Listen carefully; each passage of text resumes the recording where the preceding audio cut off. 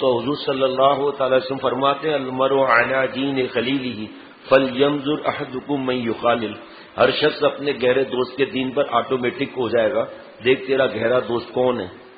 یہ ایک بات کو ہم نہیں سمجھیں گے، دوسری بات ہمارے دماغ سے نکل جائے گی۔ قرآن پاک میں ایک جگہ ایک حکم آیا ہے اور اس کو سمجھانے کے لیے آگے حکم آیا ہے۔ ایک چیز کو پکڑ لیں گے تو پھر ہمیں آگے سمجھیں گے نہیں۔ جیسے ابھی کل ہی ایک ای میل کسی ملک سے آیا کہ نعوذ باللہ، وہاں پر کیونکہ وہ باہر ملکوں میں زیادہ دین کی سمجھ تو ہے نہیں، تو ان بچی کو وہ کورس کا کتاب دیکھ رہی تھی اسلامیات۔ اب آپ سن کر آپ کا دل لرز جائے گا، ایک ظالم نے لکھا نعوذ باللہ دینی کتاب کے اندر فلاں پروفیسر فلاں پی ایچ ڈی پتہ نہیں کیا کیا، اور بچپن سے بچوں کا برین واش نہیں ہوگا، دیکھو سو کر ایسے ایسے کر رہا ہے۔ کیا لکھا ہے؟ کل پھر جواب دیا پوچھ کر، لکھا ہے کہ نعوذ باللہ حضرت آدم علیہ السلام نے نافرمانی کی۔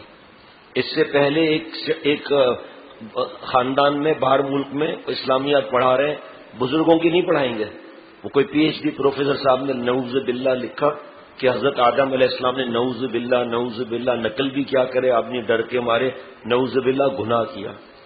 حضرت فرماتے ہیں ظالم تیرا ایمان بھی رہا؟ انبیاء علیہ الصلوۃ والسلام معصوم ہوتے ہیں، کبھی وہ نافرمانی کر سکتے ہیں، کبھی وہ گناہ کر سکتے ہیں۔ انہوں نے قرآن پاک کے شروع میں پڑھا اسیان، آگے نہیں پڑھا نسیان۔ اللہ خود فرما رہے ہیں یہ گناہ نہیں تھا، یہ حضرت آدم علیہ السلام بھول ہو گئے تھے۔ یہاں تک اللہ نے صاف لفظوں میں فرما دیا وَلَمْ نَجِدْ لَهُ عَزْمًا، ہم نے ایک ذرہ برابر شائبہ تک نافرمانی کا نہیں پایا۔ وہ کیسے ہو سکتا ہے بھائی؟ معصوم ہوتے ہیں اور بچپن سے ان کی حفاظت ہوتی ہے، اور شروع سے ہی پتہ نہیں کیا کیا حضرت نے فرمایا، قرآن پاک وغیرہ میں لکھا ہوا ہے، قرآن پاک احادیث مبارکہ کے ذخیروں میں لکھا ہوا ہے، ان کی تو شروع سے حفاظت کی جاتی ہے، پتہ نہیں کس طرح ان کی حفاظت کی جاتی ہے، اور یہ اپنا بدبخت اپنا ایمان خراب کر لیتے ہیں انبیاء علیہ الصلوۃ والسلام کے۔ اب وہ خاتون کو اللہ نے دین کی سمجھ دی ماشاءاللہ، اس نے کہا پہلے میں خود پڑھوں گی۔ اب وہ اسکول میں پڑھایا جا رہا ہے، اور بچوں کا ذہن اگر اللہ تعالیٰ ماں باپ کو سمجھ نہ دے تو پھر کیا حالت ہوگی آپ بتاؤ۔ اور پھر ماشاءاللہ انہوں نے اسکول سے ہی اٹھا دیا بچی کو، باہر ملک میں ہو کر ہوم چھٹا یا ساتواں گھر ہے جہاں ہوم اسکولنگ کرا رہے ہیں ماشاءاللہ، کہ ان کو سرسری طریقے سے گھما دیا ماشاءاللہ۔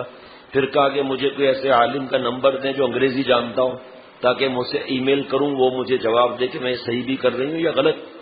ڈرتا ہے نا آدمی، کیسے آدمی اپنی طرف سے کچھ بولے۔ تو میں نے کہا آپ ہمارے یہاں ای میل کر دیا کریں جہاں آپ کر رہے ہیں، ہمارے پاس ایک مولانا ہے الحمدللہ، اللہ نے انہیں توفیق دی ہے، MBA ہے، اور اللہ کا کرم دیکھیں کہ بڑی بڑی تنخواہ کی آفر آئی۔ کہ میں نے والد صاحب کے ضد اور شوق کی وجہ سے پڑھا ہے، ورنہ مجھے تو اس کی ضرورت ہی نہیں تھی، اور مجھے یہ کام پسند ہے، چاہے چٹنی روٹی کھاؤں، امامت کراؤں، دین پھیلاؤں۔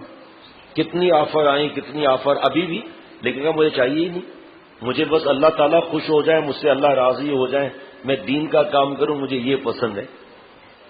تو اب میرا عرض کرنے کا یہاں بھی یہ ہے، ایک اسلامی ملک میں 26 خدا پڑھائے جا رہے ہیں، 26 خدا، اور جو باہر ملکوں کی کتابیں آتی ہیں پڑھنے کے لیے، بینات رسالہ آتا ہے ہر مہینے بنوری ٹاؤن سے، علامہ بنوری ٹاؤن سے آتا ہے، اس کے اندر 3 قسطوں تک تو میں نے دیکھا تھا، پڑھ نہیں سکا تھا، اس کے بعد میں دیکھ نہیں سکا، وہ قسطیں چل رہی تھیں کہ یہ پڑھایا جا رہا ہے، اور اس کا مطلب یہ ہے، ایک وقت اس میں لکھا تھا کہ یہ کتاب کا نام یہ، صفحہ نمبر یہ، ایک چھوٹی بچی ایک آگ سے لڑ رہی ہے، اس کو دکھایا گیا ہے، پتہ نہیں شیطان دکھایا جاتا ہے، آخر میں مسلمان بچی ہار جاتی ہے، اور اس میں نصیحت یہ کی جاتی ہے کہ نعوذ باللہ شیطان سے کوئی جیت ہی نہیں سکتا۔